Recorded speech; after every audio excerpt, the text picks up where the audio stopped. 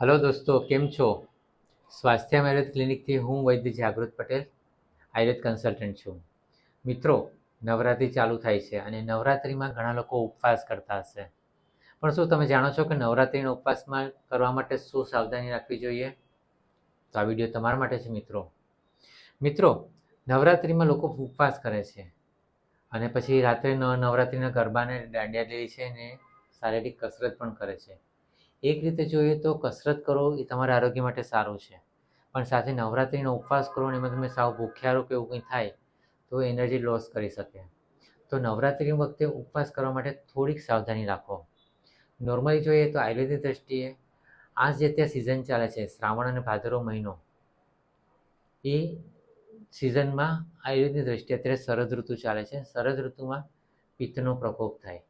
Even અમે આયુર્વેદમાં કહીએ છીએ કે રોગ માતા શરદ, મતલબ શરદ ઋતુમાં સૌથી વધારે રોગો થાય છે કારણ કે પિત્ત વધે છે. તો પિત્ત ન વધે એના માટે સાવધાની રાખવાની છે અને જે વધેલું પિત્ત છે કાઢી નાખવું જરૂરી છે.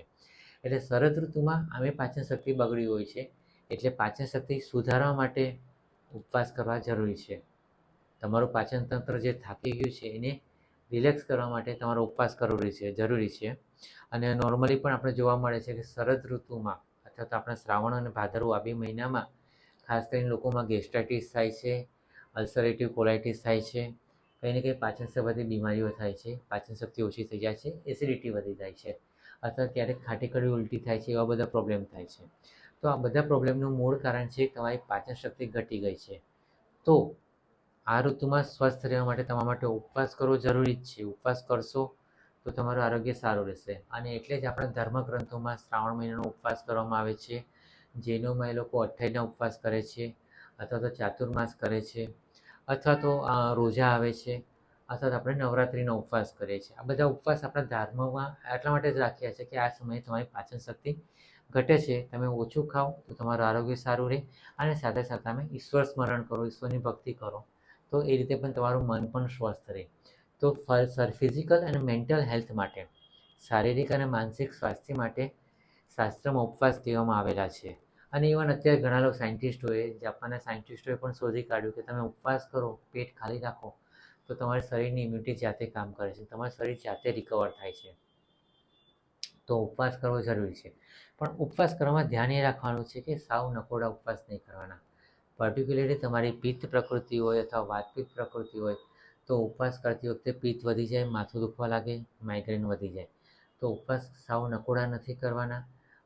એ આયુર્વેદનો સાદો પ્રિન્સિપલ છે, ભૂખ લાગે તો ખાઈ લેવાનું, ભૂખ્યા નહીં રહેવાનું. એટલે ભૂખ પ્રમાણે તમારો ખોરાક લેતા રહેવાનું. બીજી વસ્તુ, આપણે ઉપવાસને આપણે સાદી ભાષામાં કહીએ છીએ કે ફરાળ. ફરાળ શબ્દ છે, મૂળ શબ્દ છે ફલ આહાર, મતલબ કે ઉપવાસ કરો ત્યારે ફળ ખાવાના છે. દૂધ અને ફળ ખાઓ એ તમારો ઉપવાસ છે. બટેકાની વેફર ખાઓ અથવા બટેકાનો ચેવડો ખાઓ એ ઉપવાસ નહીં થાય, એમાં તબિયત બગડશે. એવી રીતે સાબુદાણા પણ તમારા આરોગ્ય માટે થોડો ડાયજેશન પ્રોબ્લેમ કરી શકે, એટલે સાબુદાણાનો ઉપયોગ ઓછો કરો. ખાસ ફળ અને આહાર લો, એટલે ફળ લો અથવા તો દૂધ લો. બીજું, જો તમને અનડાયજેશનનો પ્રોબ્લેમ હોય, અલ્સરેટિવ કોલાઇટિસ અથવા તો આવી રીતે ડાયજેશન ગેસ્ટ્રાઇટિસનો પ્રોબ્લેમ હોય તો તમે મોરિયાનો ઉપયોગ કરી શકો, સામાનો ઉપયોગ કરી શકો. એવા હળવો ખોરાક ખાઓ. રાજગરાનો ઉપયોગ કરો, જે હળવો પચવામાં હલકું છે અને તમારું ડાયજેશન સુધારશે. તો આ રીતે તમે હળવો ખોરાક રાખો તો તમને ઉપવાસનો વાંધો નહીં આવે અને ઉપવાસ તમે કરી પણ શકશો અને સાથે મન અને શરીર બંને સ્વસ્થ રહેશે. એ ઉપરાંત એક જોઈએ કે કઈ વ્યક્તિ ઉપવાસ ન કરવો જોઈએ. મેં તમને કીધું એ રીતે, જેની પિત્ત પ્રકૃતિ હોય છે, જેની પાચન શક્તિ સારી હોય છે, જે નિયમિત શારીરિક શ્રમ કરતા હોય છે, જેને ભૂખ વધારે લાગતી હોય છે, એ લોકો માટે ઉપવાસ ન કરે તો વધારે ફાયદામંદ છે. તો આ રીતે થોડી બાબતમાં તમે ધ્યાન રાખો. ઇવન ઉપવાસ જેવી બાબતમાં પણ તમે આયુર્વેદના પ્રિન્સિપલ્સને અનુસરીને જો તમે ઉપવાસ કરો તો તમે સ્વસ્થ રહી શકશો અને જિંદગીનો આનંદ માણી શકશો. તો મિત્રો, દર વખતે કહું છું એ રીતે જ આયુર્વેદને અપનાવો, આજીવન સ્વસ્થ રહો. નમસ્કાર.